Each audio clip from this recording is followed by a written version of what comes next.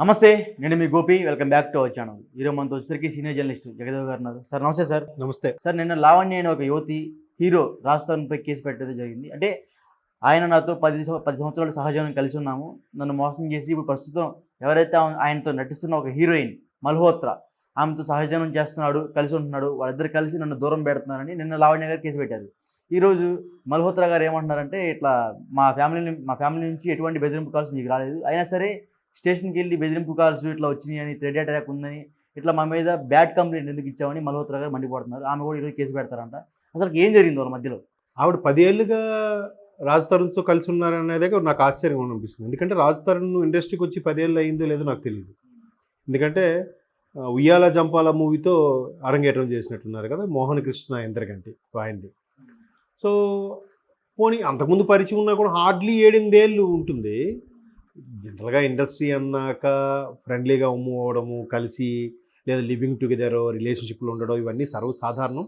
బయట కూడా చాలా జరుగుతున్నాయి, మనం చూస్తున్నాం. కాకపోతే ఫిల్మ్ ఇండస్ట్రీ అనేసరికి ఇంకాస్త భూతత్వంలో పెట్టి చూస్తాం అంతే. అయితే ఈ ఆవిడ లావణ్య గారు కంప్లైంట్ ఇచ్చే వరకు కూడా ఈ అంశం తెర మీదకి ఏం రాలేదు. ఆవిడ ఇచ్చిన కంప్లైంట్ నేపథ్యం ఏమిటంటే, రాజ్ తరుణ్ అనే వ్యక్తి నాతో చాలా చదువుగా ఉండేవాడు, ఇద్దరం శారీరకంగా మానసికంగా 10 ఏళ్ళు కలిసి ఉన్నాం. ఎప్పుడైతే ఈమెతో సినిమా స్టార్ట్ అయింది, ఇప్పుడు ఆమెతోనే చట్టాపట్టాలు వేసుకొని తిరుగుతున్నాడు. తర్వాత స్టాండప్ రాహుల్ డైరెక్టర్ మోహన్ వీరంకి ఎవరో ఆయన ఇంట్లో కూడా వీళ్ళు కొద్ది రోజులు ఉన్నారు. అక్కడ నుంచి ఈయన తరచుగా ముంబై వెళ్తుంటాడు, అక్కడ నుంచి పాండిచ్చేరి, గోవా ఇవన్నీ తిరుగుతున్నాడు. ఈయన కేవలం ఆమెతో కలిసి తిరుగుతున్నాడు. వాళ్ళ పేరెంట్స్ కూడా వాళ్ళకి సపోర్ట్ ఇచ్చారు. వాళ్ళ అమ్మ, వాళ్ళ నాన్న, వాళ్ళ అన్నయ్యతో అడుగు ముందుకేసి నన్ను చంపేస్తాను బెదిరిస్తున్నాడు అన్నట్టుగా ఈవిడ ఏదో పెట్టింది. సో జనరల్గా హీరో ఇమేజ్ ఉన్న వ్యక్తులకి ఇటువంటివి సహజంగా వస్తుంటాయి. కాకపోతే ఎందుకు లేని ఊరుకోకుండా రాజ్ తరుణ్ కూడా తెర మీదకి వచ్చాడు. ఆయన అసలు ఆమెకి నా ఇంటిపై నేను ఉండేటప్పుడు నా రూమ్ పై రూమ్ తను ఉండేది. అప్పటి నుంచి పరిచయం, ఆమెకి అప్పటి నుంచే డ్రగ్స్ అలవాటు, నేను అందుకే దూరంగా పెట్టాను. అండ్ మోర్ ఓవర్ సరిగ్గా ఒక 8 ఏళ్ళ కిందట కూడా వేరే అబ్బాయి నన్ను పెళ్లి చేసుకుంటాను మోసం చేశాడని చెప్పి ఒక పోలీస్ స్టేషన్ కంప్లైంట్ చేసింది. ఆ ఎఫ్ఐఆర్ కాపీ ఇప్పటికీ నా దగ్గర ఉంది. సో ఇప్పుడు నా మీద కంప్లైంట్ చేస్తుంది. దీని మీద ఎట్లా ఫోన్లేని ఊరుకుంటుంటే మంచికి రోజులు లేవు, నేను కూడా ముందుకు వస్తాను. అండ్ మోర్ ఓవర్ ఆ అమ్మాయితో చనువుగా ఉన్నాను లేదు అనేది ఈమెకు అనవసరం. సినిమా చేసినప్పుడు కలిసి జర్నీ చేస్తాం, పలాందరూ షెడ్యూల్ అవుతుంది, పలాందరూ షూటింగ్ ఇలా ఉంటుంది. అలా ఉన్నప్పుడు జర్నీ చేసినప్పుడు కలుస్తూ ఉంటాము. ఆ సినిమాతో అయిపోయిన తర్వాత ఎవరికి సంబంధాలు ఉండవు. బట్ ఈవిడ ఇలా అంటున్నారు అని చెప్పి ఆయన ముందుకు వచ్చాడు. అది ఇప్పుడు లావణ్య గారిని మీరు ఇప్పుడు తిరగబడరా స్వామి సినిమా, ఆ సినిమా ఆల్రెడీ పట్టాలెక్కి అంత రిలీజ్ కాబోతుంది, 6-7 నెలలు అవుతుంది కదా. మరి ఈ 6-7 నెలలు మీరు ఏం చేశారమ్మా అని అంటే, నేను ఒక డ్రగ్స్ కేసు విషయంలో ఇరుక్కున్నాను, అందుకు ఆ డ్రగ్స్ కేసులో ఇరుక్కోవడానికి కూడా రాజ్ తరుణే కారణం అని అంటారు. ఇప్పుడు రాజ్ తరుణ్ కారణం అనుకుందాం, మీ బాడీలో ఆ కంటెంట్ లేకపోతే వాళ్ళని అరెస్ట్ చేసి ఏం చేయగలరు? బాడీలో కంటెంట్ ఉంది కాబట్టి అరెస్ట్ చేశారు. సుమారుగా 40+ అన్ని రోజులు ఆవిడ జైల్లో ఉన్నారంట. మరి రేపొద్దున ఈవిడ జైలుకి ఒక స్టేషన్కి వెళ్ళి కంప్లైంట్ చేసినా ఎవరు పట్టించుకుంటారండి? ఒక ఉమెన్గా కన్సర్న్ ఉంటే ఉండొచ్చు గాక, పెద్ద పెద్ద పరిచయాలు ఉంటే ఉండొచ్చు గాక, ఆ మాత్రం దానికి ఈమె ఇంతకుముందు కూడా చాలాసార్లు మీరు కంప్లైంట్ ఇచ్చిందని చెప్పి ఆవిడ పట్టించుకోడుగా. పైగా అవుట్కట్స్లో మంచి లావిష్ విల్లా ఉందంట.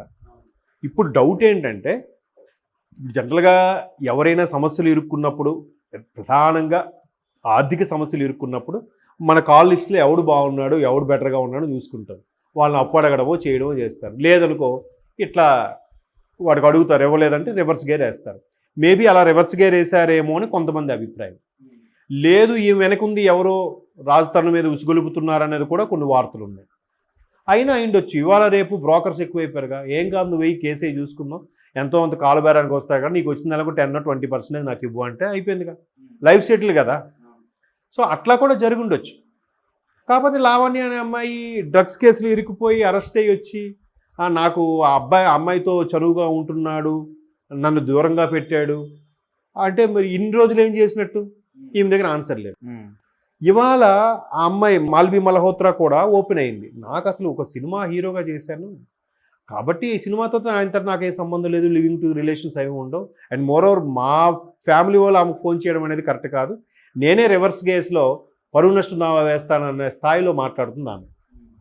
ఒకసారి వీళ్ళిద్దరు బ్యాక్గ్రౌండ్ చూస్తే లావణ్య అనే అమ్మాయి బ్యాక్గ్రౌండ్ ఏంటో ఎవరికీ తెలియదు.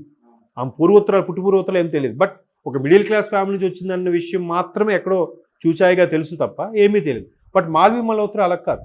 స్టేజ్ షోస్ చేసింది, పంజాబీ ఆల్బమ్స్ చేసింది, హిందీ షోల్లో చేసింది, వెబ్ సిరీస్ ఒకటి చేసింది. ఆమె ఎంతో కొంత సినిమా కోసం తపన పడి సినిమా కోసం ట్రై చేసి వచ్చిన అమ్మాయి.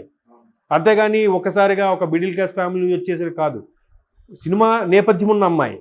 బాలీవుడ్లో కానీ హిందీలో కానీ కొంత చేసి ఏదో చిన్న చిన్న పాత్రలు చేసి వెబ్ సిరీస్లో చేసి అట్లాంటి షార్ట్ ఫిల్మ్స్ చేసి వచ్చిన అమ్మాయి కదా.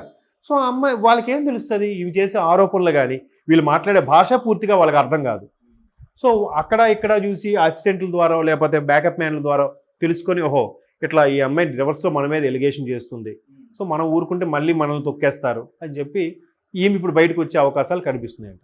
మొత్తం మీద లావణ్య అనే అమ్మాయిది ఒక ఉమెన్ కన్సర్న్గా చూస్తే మేబీ ఇవాళ రేపు ఎలా ఉన్నారండి, దొరికినప్పుడల్లా ఎంజాయ్ చేశామా, కలిసి ఉన్నామా అనేట్లా టైప్లోనే ఉంటున్నారు. బయటకు అంటే నేను ఒక్క ఇండస్ట్రీ ఏరియా గురించి మాట్లాడట్లేదు, బయట కూడా జరుగుతుంది. బయట జరిగినప్పుడు ఎవరికి తెలియట్లేదు. నేము ఫేమ్ వచ్చాక బాగా ఫెమిలియర్ అవుతున్నారు. అంతే కదా. అంతకుముందు మొన్న షన్ను ఆయన షార్ట్ ఫిల్మ్ కట్టర్ చేశారు, షణ్ముఖ్. ఆయన బ్రదర్ని అరెస్ట్ చేయడానికి వెళ్తే ఈయన డ్రగ్స్ విషయంలో ఫస్ట్ పట్టుబడ్డాడు. చూడండి ఎట్లాగా అంటే జనాలు దేనికోసం ఇండస్ట్రీకి వస్తున్నారు, దేనివే ప్రెడిక్ట్ అవుతున్నారు అనేది తెలియదు. ఈవెన్ రాజు తరుణ్ కూడా ఏమంటున్నాడు, ఆమెకు అలవాటు ఉంది కాబట్టి నేను ఎడంగా పెట్టాను. 2017 నుంచి ఆవిడకి నాకు పెద్దగా కాంటాక్ట్స్ లేవు, 2017 నుంచి కూడా. కావాలంటే నన్ను ఎనాలిసిస్ చేసుకోండి నా బాడీని, ఏమైనా కంటెంట్స్ గతంలో వాడినట్టుగా కూడా మీకు ఏమైనా ప్రూఫ్స్ దొరికితే మీరు అక్యూజ్డ్గా మీరు తీసుకోవచ్చు. ఒకసారి ఆ అమ్మాయి కూడా టెస్ట్ చేయండి, ఎవరు కరెక్టో తెలిసిపోతుంది కూడా అంటున్నారు కదా. సో ఇప్పుడు సోషల్ మీడియాలో ఇవన్నీ వైరల్ అవుతున్నాయి. అనిపించేది ఏంటంటే ఒకటి బాగా వైరల్ అవ్వాలని ఇలాంటివి తీసుకొస్తున్నారా, లేదా డబ్బు కోసం ఏదో ఒకటి ఇరికించాలని చేసుకొస్తున్నారా, లేదా వీళ్ళు వెనక ఉండేవారు ఇంకో మూడో వ్యక్తి ఒక అదృశ్య శక్తి ఏమైనా ప్రెజర్ పెట్టి ఈ వ్యక్తి మీద ఊసుకొలిపోతుందా అనేది తెలియదు. ఎవరు వెర్షన్ వాళ్ళది. కాకపోతే అమ్మాయి కన్సర్న్ అనేసరికి సొసైటీ కూడా ఫస్ట్ అమ్మాయి మాట వింటుంది, అంతే కదా. అందులో ఈ నిర్భయ చట్టాలు వచ్చేసాక మరీ బలంగా తయారయ్యారు. అబ్బాయిలు తప్పు లేకపోయినా అమ్మాయిలు తప్పున్నా ఫస్ట్ నిర్భయ చట్టాలు వచ్చిన తర్వాత మరీ పవర్ఫుల్గా తయారయ్యారు. దీనివల్ల అమ్మాయిలు కూడా చెలరేగే సందర్భాలు చాలా ఉన్నాయి. ఈ మధ్యకాలంలో నాకు బాగా దగ్గర మిత్రుల్లో కూడా కొన్ని సందర్భాలు చూశారు. వాడు చాలా మంచివాడు. కోర్స్ మీరు అడగచ్చు చాలా మంచివాడు అంటే 4 గోడల మధ్య జరిగింది మనం ఎలా చూస్తాం సార్ మనకు తెలియదు కాబట్టి తెలుస్తుంది కదా. కుటుంబ నేపథ్యము, వాడి బాడీ లాంగ్వేజ్ ఎటువంటి వాడు, మన ఫ్రెండ్లీగా పర్సనల్గా లేదంటే మందు పార్టీలు గట్రా చేసుకునేటప్పుడు లేదంటే ప్రైవేట్ పార్టీల్లో ఉన్నప్పుడు ఆడు ఎంత జెన్యూన్గా ఉన్నాడు, ఒకవేళ 4 పెగ్గలు ఎక్కువ వేస్తే ఎంతగా ఓపెన్ అవుతున్నాడు అనే విషయం కూడా తెలిసిపోతుంది. సో ఆడు అటువంటి వాడు కాదు. ఆ అమ్మాయి వేరే వాళ్ళకి తగిలారో లేదా వేరే ఆఫర్ వచ్చిందో విదేశాలకు వెళ్ళిపోవాల్సి వచ్చిందో తెలియదు కానీ సింపుల్గా వీడు సంవత్సరానికి పనికిరాడు అన్నట్టు చెప్పి విడాకులు తీసుకుంది. అంటే వాళ్ళకి కావాల్సింది ఇంకో లైఫ్, నేను బతకగలను, నాకు జాబ్ ఉంది, వీడు కాకపోతే ఇంకోడు అనుకునే వాళ్ళు కూడా ఉన్నారు. దానికి విడాకులు కావాలంటే ఏదో రీజన్ చెప్పాలి, ఇట్లా చెప్తున్నారు. మరీ ఎక్కువైతే నన్ను హింసిస్తున్నాడు, నిర్భయ చట్టాలు కేసు పెట్టడం, నన్ను అరెస్ట్ చేస్తున్నాడు, సిగరెట్లు మరకలు పెడుతున్నారు, ఏమో చెప్పొచ్చు, ఎవరు చూశారు. కాబట్టి అమ్మాయి కన్సర్న్ అని పెట్టుకోవడానికి కూడా